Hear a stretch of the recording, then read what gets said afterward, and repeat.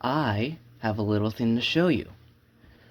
This is the Atari 2600, otherwise known as the Atari Video Computer System, or VCS. One of the most prominent consoles from the late 70s to early 80s, and dominated the market as one of the most successful home video gaming consoles of its time.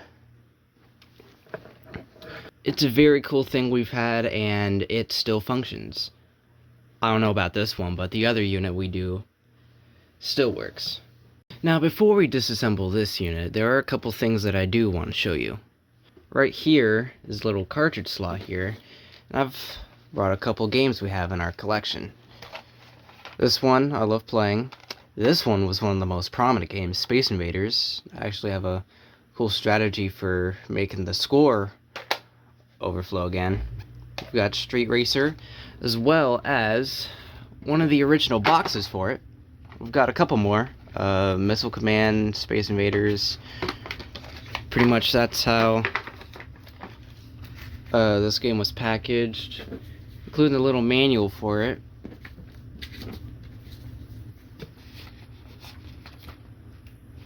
There we go. I don't know why it's open like that, but a couple of the games opened up like this. Like, you could just take it out of there, but for the packages it just opens like a book. Yeah. We've also got Breakout, which utilizes the paddle controllers instead of the classic joystick controllers. And the deplorable Pac-Man game. Honestly, I liked Miss Pac-Man better because it's, compared to this one, no, I don't know what to say about this. This game was a piece of shit. So pretty much it just plugs in like this, and then you would flip the power switch on and off. You also have the video type, whether you want it in color or black and white. This model here has the left and right difficulties. In the case for Space Invaders, it would make the little blasters like thicker or thinner depending on which one it is. I think it's thicker with the A difficulty. And then you have the game select, which is spring-loaded. It's not like a switch thing like the other four are. This one just selects whatever game mode is programmed onto this thing, and then game reset. You start playing. This is an amazing vintage relic we've got. Oh, cool. It's got enough for 4 games. This game doesn't have any space on it. On to the controllers. I've got a couple different controllers here. Move out of the way so that you can see it. These two I'll get to later. The wonderful joystick. Now, we do have a couple of these things. Some of these don't even work properly. I don't think they even work at all. But pretty much when you think of joystick, you would think of like the analog stick you'd see on modern controllers and stuff. But for this one, this was the OG, the only directions you had was up, down. Damn, this thing needs some WD-40. But no, up, down, left, right, and your fire button. And it connected to the back as so. I do believe it's through the left controller for player 1 by default. You can connect up to 2 here for 2 players, with the exception of our next controller, which for some reason, I'm not really sure why, but it's got two controllers connected to one connector. I'll just use this one. That's all I'm saying, tangled up. Now your paddle controllers, you got a little dial here, plus a little fire button here. Now this one is restricted in how you can move it. This was used for your Breakout game and your Street Racer game.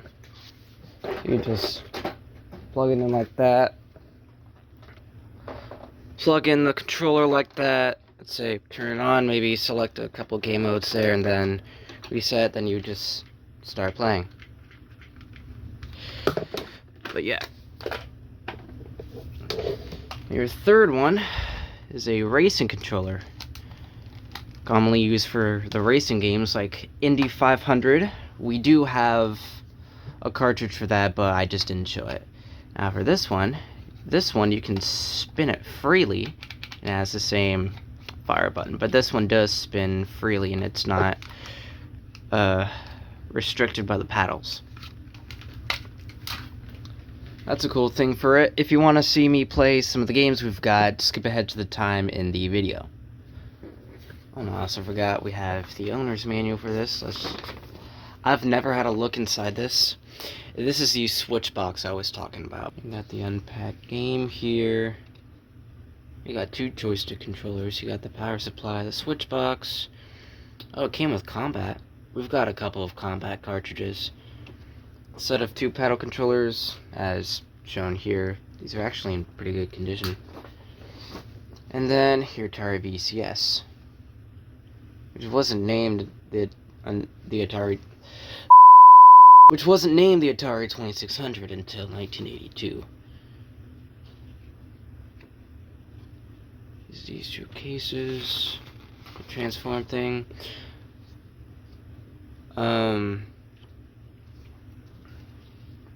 That's what the little connector on the console is. That's what plugs into the switch box. If I can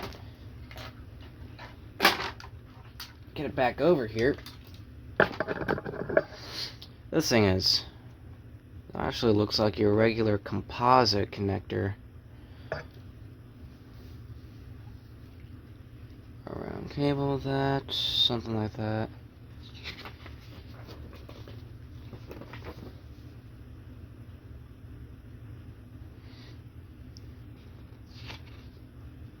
Factory set to channel 3. There's a thing on the bottom of this. I don't see it. No, all I only see are just little screw holes. I don't know what it's talking about here. Channel 3 is broadcasting, okay. So pretty much how this sends out video and audio, it sends out an RF signal. It goes through the switch box. You can actually toggle that between your TV and the game, so you don't have to switch back and forth. But I'll show you how. I'll show you the thing in motion later. You have game program slot. That's how you insert the cartridge.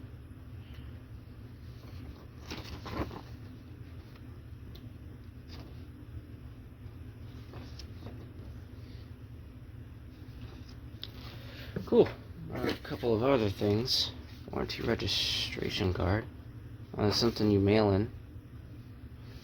Of course, we still had it, so we did mail it in. And I've got Trick Shot. I think we have the cartridge for this. I could be wrong, though. I don't know. It's not really familiar to me. The many years I've played on this console. It's amazing. Anyways, about time that we take this apart so that we can see what's inside it. Like I said, I don't know if this works, but we do have another unit that does work, and we will test that unit out later. Let me clear up some. Alright. Come on, paddle controllers. Get out of there. Alright, we'll move that cable over there. Huh. How screw is this? Oh. Also put a little washer on it. Can't forget that. Yikes.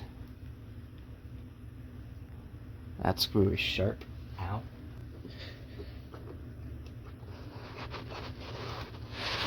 One out with the washer. One down here. Alright, I know that one's free. Flip it around so that we can see screws here.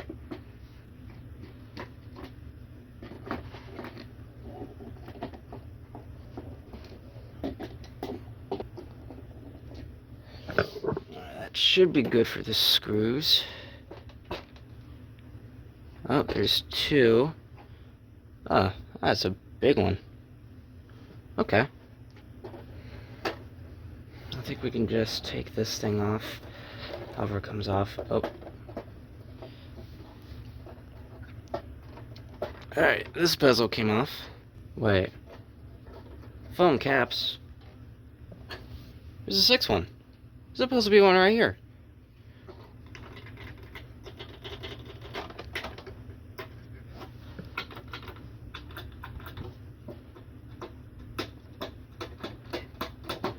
A little capacitor right there. However, how's this? There we go. Alright. Just keep that aligned like that. It does have a couple of snap-ins here, so we're all good with the top part. Okay. Not bad for how this was built. Alright, we got a screw here for the inside. And I do assume there's another one on the other side. I think we can just... Unless this thing comes out somehow. This screw came out. Alright. This cable curls around this part. Oh. So we can also take the foam caps out of there. 1, 2, 3, 4, 5, except for the one for game reset.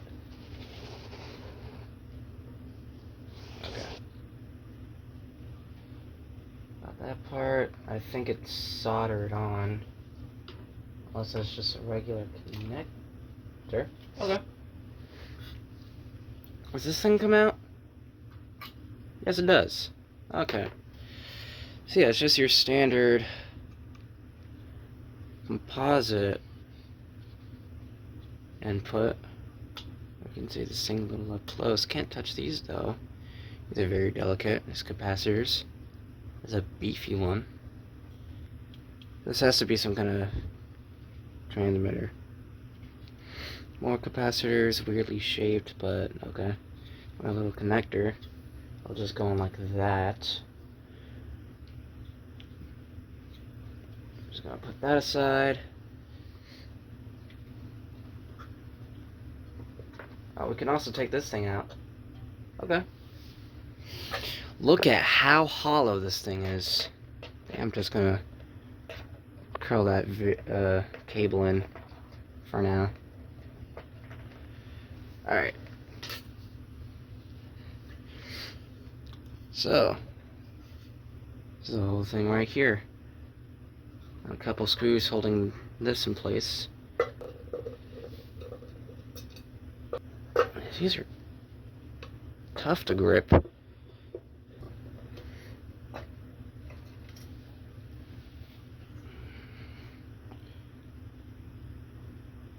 A couple of screws that look like this.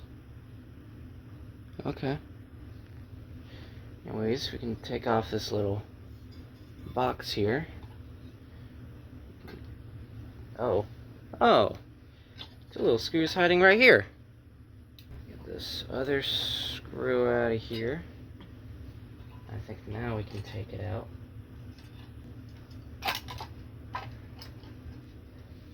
You know, it's probably this thing holding it down. Little box there. Alright. This is the main board. We've got a chip here and a chip here soldered on. This one we can easily take out. There's our little timer.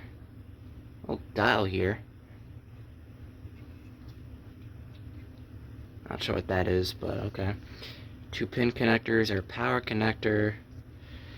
Ribbon cable, I think we can just pull that out. Alright.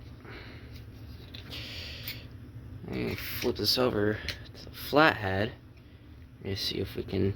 Oh, no, you're not going to stick to the carpet.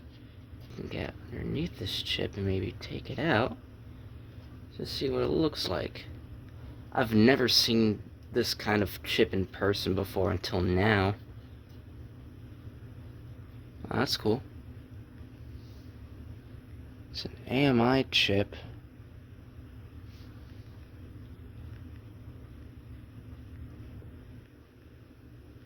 Nice. Nothing here really screams 6507, the microprocessor used in this system. Alright. This was the original way it was put in. So we can just insert it as so.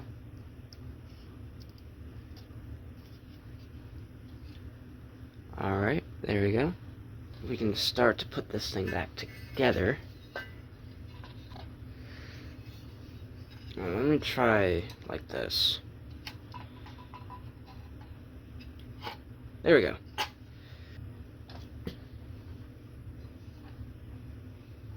Good enough.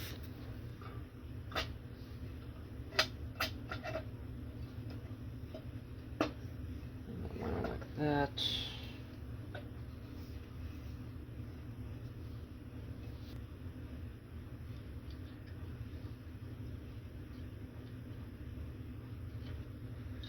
There we go.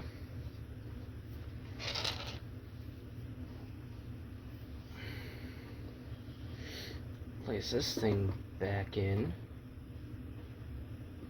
Make sure the ports get back in here.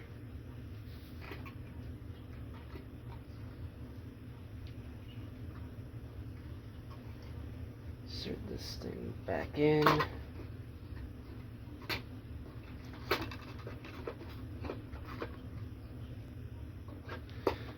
Alright, these are back in.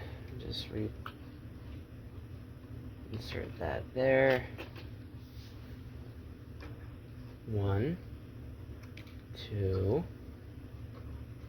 3, 4, 5, and you don't get one. Alright.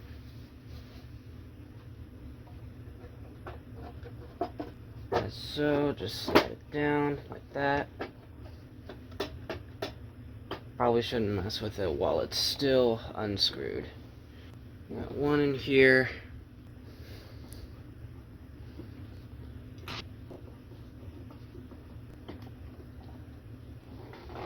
Alright.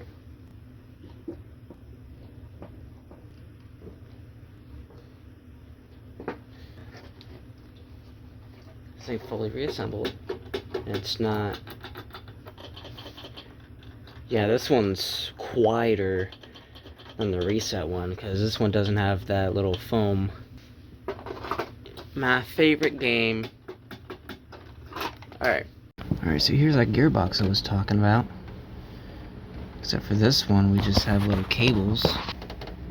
In that little manual there, it showed like the little 2-pin connectors that you would put on the TV itself. This is what it would have been. Little antenna here. Not sure what this thing goes to. Here's the game thing.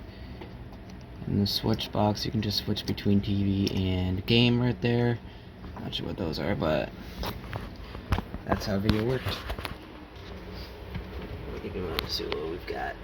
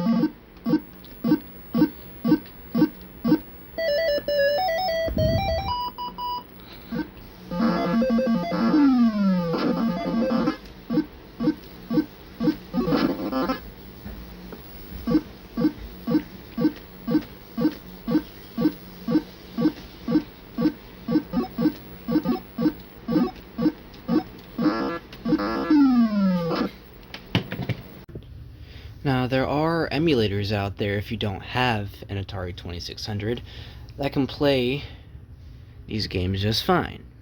For example, the Stella emulator, which is the code name for the 2600 when it was released.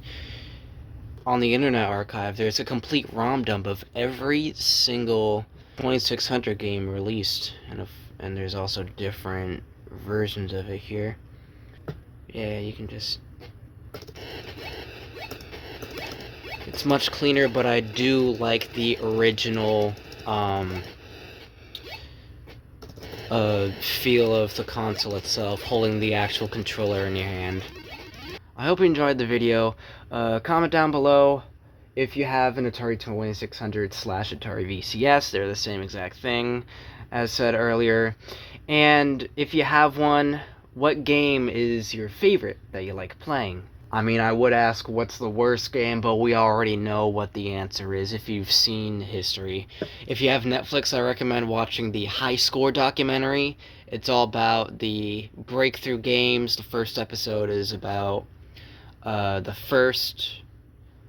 beginning of the home console gaming, as well as the start of arcades. Like, you've got Space Invaders, Pac-Man, and they do mention the Atari 2600. Plus, the guy who made one of the worst Atari 2600 games known to man, E.T., as well as Pac-Man, and, well, he didn't create Pac-Man, but that was also a terrible game. If you want to play those, feel free. I don't have E.T., but I do have Pac-Man. It's one of the worst games I played on the 2600. But, yeah. And I'll see you later. Bye.